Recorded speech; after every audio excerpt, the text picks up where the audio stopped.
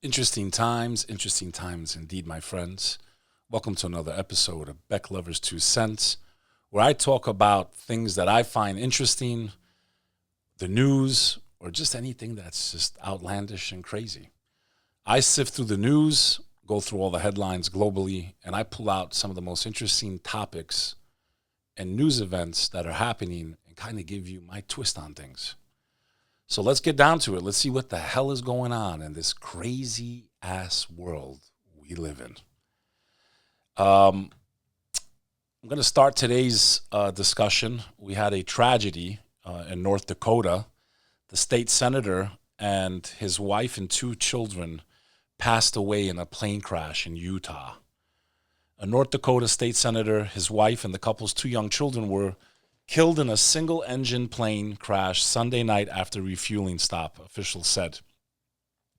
The plane state senator Doug Larson and his family were traveling and crashed shortly after taking off from Canyonlands Airfield, about 15 miles north of the tourist hotspot, Matab, Utah, according to a Facebook post by the Grand County Sheriff's Department. They were returning home after visiting relatives in Scottsdale, Arizona. All four passengers were killed. This is being reported by the New York Post, is where I'm pulling the article from. I'm not sure where the bereavement starts with such a tragedy, but I think it starts with prayers for the grandparents, surviving stepchild of Senator Larson, and extended family of Doug and Amy. North Dakota's Republican Senate Majority Leader David Hogue wrote in the email to Senate colleagues obtained by the Associated Press. And it's just a reminder, folks, that I always say. I've lost a lot of family members in car crashes and all types of stuff. You never know which day is going to be your last in this life that we have. You better really think about that every day. When you wake up, it's a blessing. You never know if you're going to come home safe and sound. Anything can go wrong. Anything can happen. You're not going to live forever. You might be a young person watching my broadcast. You might be an old one. But you know and I know that nothing's guaranteed in this life except that we're going to pass away. Some people say taxes, but you don't always have to pay taxes, especially if you're a lot of these corrupt business people that are out there and government officials. And, you know, they seem to find great loopholes. So I would say that, everyone always says death and taxes. I would say, well, it depends who you are when it comes to the taxes, but you are guaranteed to die. And people that are not in business or don't have any money, they don't pay taxes. So it's not guaranteed that they will if they have no money, but you are guaranteed to pass away. So I hope you have a reminder here again of just how short life is. But if that wasn't enough, let's move on to the next story. This is being reported by the Tribune, the voice of the people. It's an Indian newspaper. Indian billionaire, his son was among 6 killed in the plane crash in Zimbabwe. Harpal Randhawa, the owner of Riozim, a diversified mining company, along with his son and 4 others, is killed when the plane crashed in the Zvanhande area of Mashava, Harare. Now, I know my pronunciation is not phenomenal, but at least I didn't stutter. An Indian billionaire and his son were among the 6 individuals killed when their private plane crashed near a diamond mine in southwestern Zimbabwe after experiencing a technical fault. Harpal Randhawa, the owner of Riozim, a diversified mining company producing gold and coal as well as refining nickel and copper, along with his son and 4 others, were killed. So the headline, the way they wrote it, Indian billionaire son, they made it sound like it was just the son. No, he passed away also. So, and I'll say this again, my condolences to the family and everything, but billions of dollars, you had everything in the world, you had a private plane which led you to your death. Money ain't going to stop you from dying. So if you're a billionaire and somehow you're watching my show, I hope you'll spend a lot of that money to actually help people, help humanity, help people that really need it, especially India is such a poor country. I hope this guy was a real philanthropist with no hidden agendas, and I hope he helped as many people as he could, because you're not bringing nothing with you. Someone just became very rich today in India, one of his heirs, whoever it may be, and I'm not saying they should celebrate, but my point is, you own these houses in your life, you own cars, you have all this stuff you're proud of, and one day you're just going to die, and it's all going to stay here. And the Pharaoh of Egypt tried to bring it with him into his graves, but they got robbed later on in life. So please remember that life is short. It doesn't matter if you're rich or poor, black or white, gay or straight. You're going to pass away one day. We need to find a way to make this world a better place. Next headline, bizarre YouTube prank gone wrong that left a man shot, sent them all into panic, heads to court. Being reported by the New York Post again. This internet, this world that we live in that seems to be driven by the internet now. I mean, hey, I'm on here trying to make something happen, so hopefully you guys can share my videos, my content, and hit subscribe if you haven't done that yet, because I'm one entertaining son of a gun. I watched the video here, and I think there's a lot to be said here. If you're a young YouTuber or a young content creator, I hope you use your brain. It seems like we're being driven by adrenaline to get likes and shares and to go viral, and people are just doing the most insane, stupid things they could possibly do just to get a like or a share or a video to go viral, and really at what cost? This guy almost lost his life. The internet is blowing up over a bizarre YouTube prank gone wrong that ended in a court after a delivery driver shot a YouTuber. In April, YouTube prankster Tanner Cook, 21, who runs the Classified Goons channel, was shot by a 31-year-old Alan Colley, a DoorDash delivery driver in a shopping center in Washington, Virginia.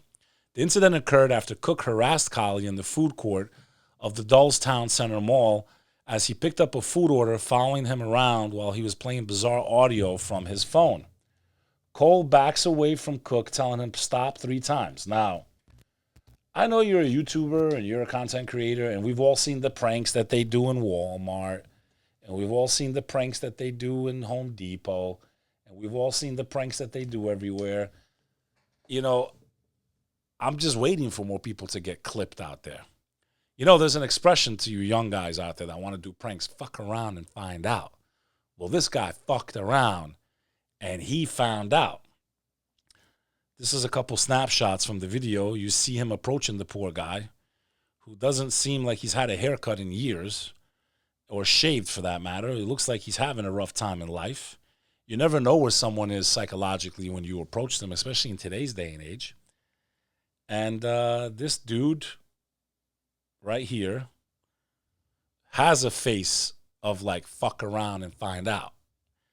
See, I'm really good at reading body language and people's eyes and kind of sensing where they're at. And I think if the guy told me to stop 3 times, I probably would have sensed in his voice something, this guy's not in the mood to have fun today.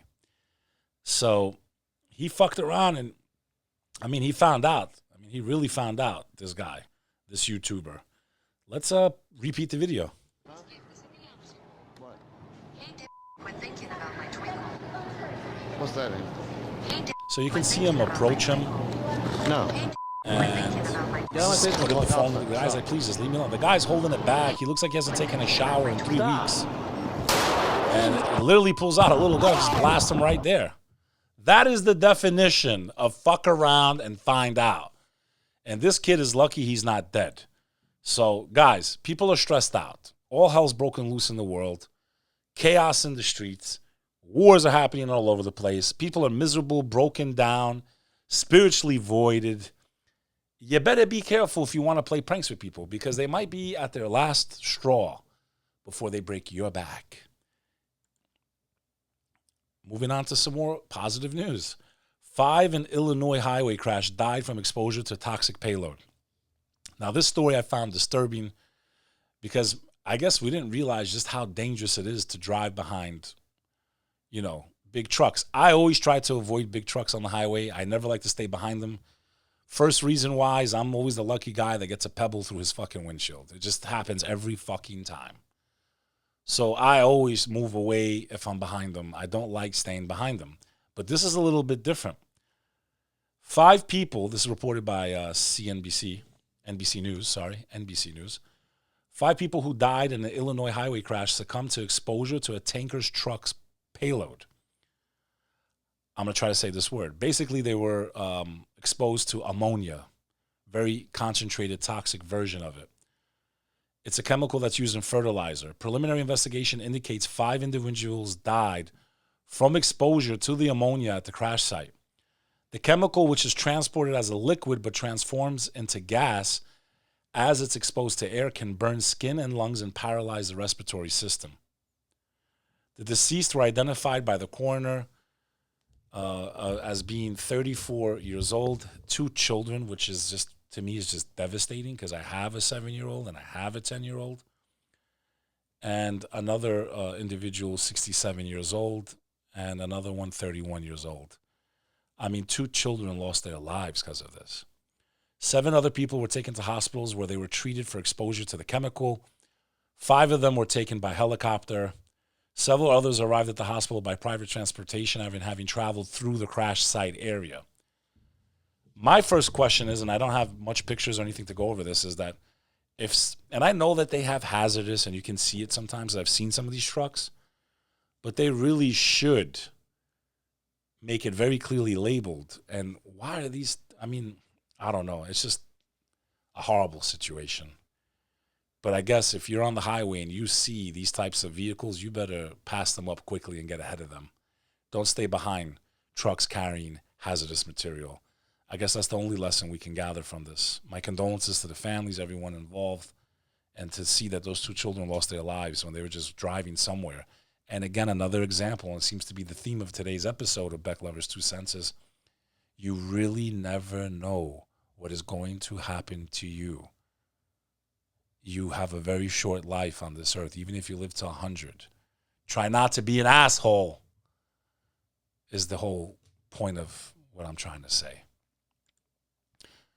Moving on to another interesting way to go. A grizzly bear kills 2 people in Canada's Banff National Park. 2 people are dead in a grizzly bear attack in Canada's Banff National Park on Friday. Park authorities received an alert about a bear attack on their GPS system Friday at about 8 p.m. The alert came from the Red Deer River Valley inside the park. This is reported by NPR. A Parks Canada Wildlife Human Attack Response Team was sent to the location. The weather did not permit a helicopter response. The bear was euthanized on site to ensure public safety. This is a tragic incident, and Parks Canada wishes to express its sincere condolences. You know, in July, a woman was also killed in Yellowstone National Park through the bear. The bear was never found. A black bear named Hank the Tank. Now, I have a friend named Frank the Tank. But in any event, it's dangerous when you go out there. Me, I love nature. I got no desire to walk through remote areas where there's wild animals and bears and stuff like that. Now, my father took me up to the mountains of Albania where anything can happen, and I was on alert the whole time. There's wolves, there's bears. I'm just like, yo, I love the outdoors, but I'll like observe you from afar. Like, I'll go to that area and I'll stay in my car and all the mountain. I don't need to walk through all these damn trees and wait to see what's gonna pop out and maybe kill me. Like, I have a respect for nature, man. Like, I don't fuck around with nature. I don't want to fuck around and find out. When I go into the beach and I love swimming, I don't go past my knees. I respect the ocean. I don't know what the fuck is out there. And if a shark's going to come out there, at least if he's going to come that close to shore, he's probably going to get beached. So if he ends up getting a bite on me, then everyone can fucking stab his ass. Well, my point is, I'm not going far into the water. I have respect for nature. I'm scared of nature. I love animals. I love wildlife, but I ain't trying to fuck around and find out. Washington Examiner reporting that Jamal Bowman, you guys have seen this, was a viral story the other day, okay? He could face more than 30 years behind bars for pulling a fire alarm. Representative Jamal Bowman, he's a Democrat from New York, which means he's definitely very intelligent, definitely all about the people, definitely not a selfish human being. He's definitely got to be an amazing human being to be in this position and working for us and the government to do what's right for the people. Well, this genius pulled the fire alarm during the House proceedings could lead to significant jail time if charges are pressed. Now, we'll get to that in a second. McCarthy's in trouble as Gates promises vengeance for Speaker's partnership with the Democrats. The lesser of the 3 offenses is a false emergency report, which is a misdemeanor and punishable by 6 months to a $1,000 fine. Falsely pulling a fire alarm could also constitute illegal obstruction of congressional proceedings, a felony under federal law. Now, if this is considered disrupting a vote, which is exactly why he did it, he's said it, Everyone knows why he pulled the fire alarm. It was to stop and interrupt what was happening inside that building. The same building that people were arrested without habeas corpus, held without bail and bond. And I'm not saying the two incidents are the same, but the objective was it was to stop a vote from happening inside the Capitol building. As a lawmaker and as someone that represents the people, he should have charges pressed against him. Because if we can't hold these people to the same standard, then what gives them the right to do it to us? So that is an act of disrupting a very important vote. And these people are mad that we're not sending more money to Ukraine because we haven't sent enough. We sent trillions of dollars. But, so, yeah, very interesting. Let's see if there's a double standard. And if I had to hold my breath, I would say there is. He's going to get a very slap on the wrist because we live in a just society with politicians that do what's right for the people, and if they do something wrong, they don't get in trouble like we do, unless they piss off people above them. In religious news, ABC News reports, Pope suggests blessing for same-sex unions possible in a response to 5 conservative cardinals.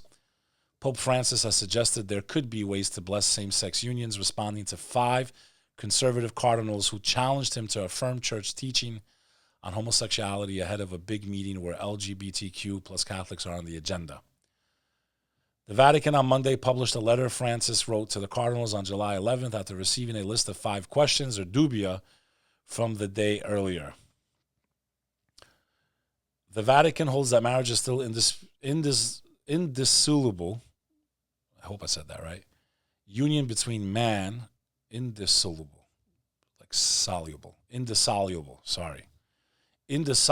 union between man and woman. As a result, it has long opposed gay marriage, but even Francis has voiced support for civil laws extending legal benefits to same-sex spouses, and Catholic priests in parts of Europe that have been blessing same-sex unions without Vatican censure. So it seems like they're going to start leaning that way. My question is, how does the general Catholic population feel about that, and what do you think about that? Drop me a comment. If you're a Catholic, do you agree or disagree? Should they be blessing same-sex marriages? Or is it against the core principles and teachings of the Bible and Jesus Christ? I'd love to hear your opinions. Drop them below.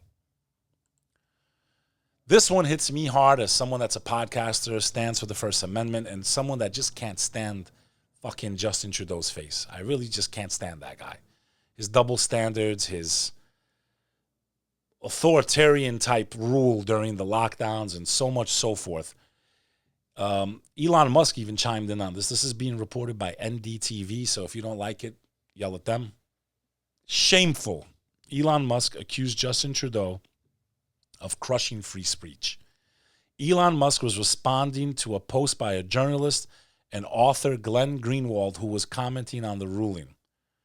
SpaceX founder and CEO Elon Musk slammed Justin Trudeau government in Canada for crushing free speech in the country. His remark came in the wake of a recent order of Canadian government which makes it compulsory for online streaming services to formally register with the government for regulatory controls. Elon Musk was responding to a post by the journalist and author Glenn Greenwald, who was commenting on the ruling. The Canadian government, armed with one of the world's most repressive online censorship schemes, announces that all online streaming services that offer podcasts must formally register with the government to permit regulatory controls. The Canadian government, notably, this is not the first time Trudeau's government has been accused of acting against free speech. We all saw what he did during the lockdowns. Meanwhile, the Canadian Prime Minister created an uproar after his alleged India's role in the killing of Khalistani terrorist Hardeep Singh Nijjar. However, India has outrightly rejected those claims, claiming it is absurd. In any event, it seems like they're trying to pass stricter and stricter and stricter rules for us to be able to have these podcasts and talk and maybe not go against the established media powerhouses that probably pay these politicians a lot of money to pass rules like this, to make it hard for common folk like me and you folks just to have a conversation and give opinions about what we think's happening in the world that we all live in, that no one really has a priority over one or another in the eyes of God. I found this one kind of funny, being that I am a New Yorker and all. Manhattan unveils its first public beach along the Hudson River. Like, have you ever been to the Hudson River? Like, I grew up along the Hudson River. I'm actually known as a river rat. It's someone that's grown up along the Hudson River. The city welcomed its newest park Monday, and it's Manhattan's first public beach. Gansevoort Peninsula, located in the Hudson River Park, has a public beach, sports field, a beachfront landing for non-motorized boats like kayaks, and 20 million oysters around the land. Governor Hochul spoke at the opening and said Gansevoort is the largest park built in New York City since Central Park. This place reminds me why New Yorkers are so exceptional. To take a place that was abandoned and overlooked and forgotten and turn into a gathering place for people from around the world. There are places that remind us what New York is all about, who we are as a people, especially when times when those values are tested like right now. Yeah, they are tested with people like you who double speak, who say, hey, let everyone come to New York. Don't worry, we'll take you in, even though you crossed the border illegally, didn't even get screened to see if you're dangerous or not or anything like that, or even if you have the same types of shots they were trying to put into your arms as New Yorkers. But in any event, it's double speak, man. Pay attention to what these people are saying. As far as opening a beach in New York City, I wouldn't swim in that water if you gave me all the money in the world. I wouldn't swim in that water if you paid me $1 million. Let's not forget every factory along the riverfront was dumping GE, infamously, I should say, dumping all kinds of toxic shit into that river for years. The color of the Hudson River water is literally like a muddy, disgusting brown. You can open a beach there all day. You won't find my ass there with an umbrella and a beach chair. I'd rather go to a beach like Cape May, New Jersey, if I was in the tri-state area, or Montauk, Long Island. Trump back in court today in Manhattan. He's being charged in a civil fraud case, and they've been trying to take this guy out for years. Let's see what happens. I'm sure you've heard a million people talking about this shit all day on every news channel, so I'm not going to cover much on that, but he's in New York, and they're starting the trial. They're giving a Nobel Prize to probably the two most amazing human beings who care about humanity and really did a lot of research to make sure we're safe when we take the things they've been trying to force into us. They gave them the Nobel Prize for making the mRNA vaccine. Professors Catalin Carrico and Drew Weissman will share the prize. I want you to remember these names 20 years from now, just in case the truth about what they did to us comes out, because no one will really know until time passes by. Just like we didn't know the air was toxic in Ground Zero after 9/11. It took 20 years to realize we were dying down there. Let's see what happens with these vaccines. But you should remember these two names because they're the ones that invented the technology. Remember that. That's all. 12 LA County cities, this is introduced by the Los Angeles Times, sue to postpone new zero bail policy. LA, I was just there a month ago, has really fallen to the abyss. Brazen robberies out in the open. They're going into shopping centers in the middle of the mall, things that people would have never thought of doing 5 years ago, 10 years ago. And a lot of these counties now are sick of it, and they're suing the people that represent them, as government. So, I mean, everyone can see it. These policies destroyed New York City, destroyed LA, destroyed Seattle, destroyed Chicago, allowed criminals to do all types of shit. No bail. It's okay, I'll be right back out. Let me stick people up. It's a joke. The border between the Republic of Kosovo and Serbia is a hot spot in the world. It's kind of like a place that could literally put the whole world into a world war. With tensions flaring up between Moscow and the Ukraine, Russia and Ukraine, Serbia's Russia's biggest ally. There was a war in that zone. I lost a lot of family in the Kosovo War.